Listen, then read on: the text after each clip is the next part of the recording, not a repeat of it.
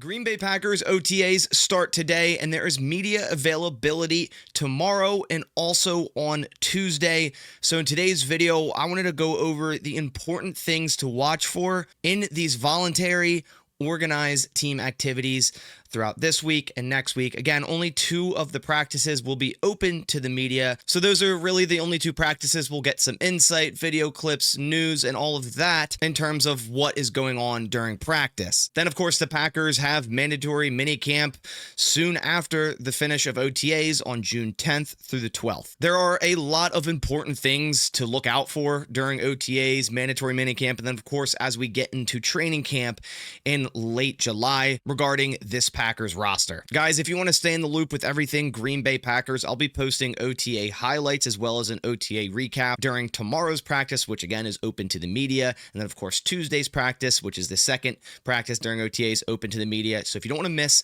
any of those videos, any of that content, and stay in the loop with everything Packers this offseason, definitely go down and click that subscribe button. All right, so without further ado, let's dive right into it. The first thing that we're mainly going to be watching for, of course, during OTAs is the new rookies from the Green Bay Packers 2025 draft class. The Packers finally drafted a wide receiver in the first round for the first time since 2002. So I think all eyes are going to be looking for Matthew Golden and how he's implemented into this offense. Not only Matthew Golden, but Savion Williams, who they drafted in the 3rd round out of TCU. I actually did a film breakdown, a deep dive on both of these players on my channel, going over their college tape, their player profiles, how they're going to be implemented into this Green Bay Packers offense. And now in OTAs, we're going to be looking for that. Are they going to use Matthew Golden as that prototypical X wide receiver on the outside, a deep threat receiver? Now, of course, these are just OTAs. They're non-padded practices. So really, we're going to have to wait until training camp to get the full-fledged 100% makeup of this offense. But we'll start to see early signs this week of where players are going to start to line up. And I think a big position group that we're going to be watching for with not only the rookies, but other players on this roster is the wide receiver position. In the absence of Christian Watson, is Matthew Golden going to get plugged right into that spot to be that outside guy, that deep threat receiver? Is Jayden Reed going to remain as a pure slot wide receiver, and Savion Williams maybe takes over all the backfield work that we once saw Jayden Reed getting the past couple of seasons? And then, of course, which receivers are going to round out the back end of this roster with Mecole Hardman, Bo Melton, Malik Heath? All 3 of those receivers likely fighting for one spot. And to take it a step further, which receiver could potentially become a returner? We know Mecole Hardman signed to this roster, likely the candidate to become kick return / punt return, but both Matthew Golden and Savion Williams have some return history, so maybe the Packers want Savion Williams as their pure returner at kick return. He's never returned punts before, but I'm sure they could train him to do so, so we'll be looking out for that as well during OTAs. Who lines up at kick return and punt return? Is it still going to be Keyshawn Nixon? He stated that he doesn't want to return kicks anymore. He wants to primarily focus on defense, but now yet again, the kick return has changed. So maybe with teams now really allowing more returns due to the touchback getting moved to the 35-yard line, will they start to pretty much always kick it to the player, which then gives that player more chances to return, which is something Keyshawn Nixon might want to do with the new rules? Or the Packers just going to go another route with Mecole Hardman, Savion Williams, or Matthew Golden? So overall, yes, we're all looking forward to the rookies, the rookie wide receivers, and in general, all new players suiting up in the green and gold to start this offseason. And that moves me on to my next thing to watch for during OTAs for the Green Bay Packers, and that is the makeup of the offensive line. Obviously, this offseason, there are a lot of moving parts for this offensive line. Elton Jenkins sliding to center, which he might not be here during OTAs. It's voluntary. I could almost bet he's not going to be here during OTAs because he's still looking for a reworked contract. So who is going to be lining up at center in the absence of Elton Jenkins? We know Elton Jenkins is slated to be the starting center and likely will be for 2025 so long this contract issue gets worked out. But who's going to be backup center? Is it going to be Sean Ryan, Jordan Morgan, Jacob Monk? There are a lot of different options there. And then furthermore, the new rookies in this offensive line, Anthony Belton and John Williams. Where is Anthony Belton going to line up first?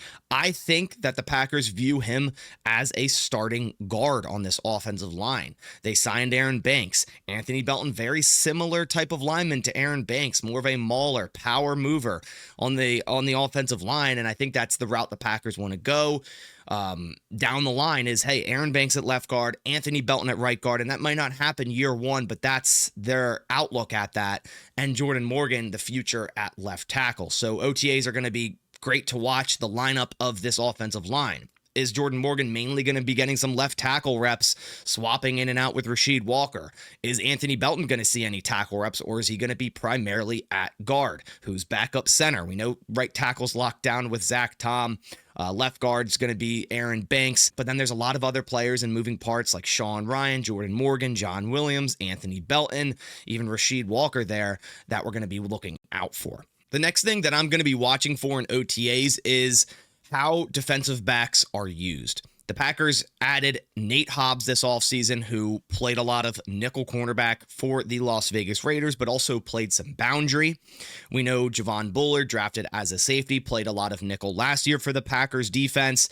Jai Alexander, most likely not going to be here at OTAs. We just got an update on that whole situation this morning and how the Packers are trying to get a restructured contract with him. So without Jair being here during OTAs, most likely, what's the cornerback lineup going to look there? Keyshawn Nixon mainly played boundary corner last year, and that's where I think he will remain. Obviously, Carrington Valentine is a boundary cornerback, but I want to see what their sets are in base, in nickel. Who is the nickel cornerback in both of those? Is Javon Bullard going to remain as a nickel corner in base, or are they going to use Nate Hobbs there? Or is Nate Hobbs going to be a boundary corner with Keyshawn Nixon in base, with Javon Bullard drop down into the nickel? There's a lot of moving parts, just like the offensive line at the cornerback position. Then you also have Kalen King, a rookie from last year, who can play, inside, outside, a little bit of versatility there. They drafted Micah Robinson in the 7th round out of Tulane. He's primarily a boundary corner. So I really want to start to see the makeup of each of these defensive backs and where they start to line up in this defense. The final thing that I'm going to be mainly watching for during OTAs is this linebacker position. Last year, it was the year of Edgerrin Cooper. We drafted him in the 2nd round. All off season, we're going, hey, this guy can definitely be a top-tier starter for this defense. We head into the season, he's on a limited snap count, and we're all sitting there going, this guy needs more snaps. So I fully believe that we're going to see Edgerrin Cooper as a full-time starter now with Quay Walker. But outside of that, what's the linebacker room going to look like in terms of next man up? The Packers brought back Isaiah McDuffie. They have Tyron Hopper, a 3rd-round pick from last year that essentially had a redshirt season. They went out and signed Isaiah Simmons. They've undrafted free agent Jamon Johnson. They also brought back Christian Welch. They let Eric Wilson walk, who did play a significant amount of snaps last year. So who's going to replace those snaps? Is it simply going to be someone like Tyron Hopper, or maybe we will see more of Isaiah Simmons, and the Packers and Jeff Hafley maybe have high expectations of Isaiah Simmons, how he could be implemented into this defense. So I'm very interested to take a look at the depth at linebacker for sure. So those are the main things I'm going to be watching for during OTAs. Let me know down in the comments below, what is the one thing that you're most excited to watch for during OTAs, and kind of get an answer for this Packers team. Again, these are non-padded practices, not going 100%, so we're going to have to wait till training camp to really get that, but it's going to be awesome to see the new rookies finally in the green and gold, see them running around, moving around, and again, I'll have all the content from OTAs here on this channel, so make sure to go down and click subscribe. Really appreciate you guys coming by to this video. I'll catch you on the next one, and as always, go Pack Go.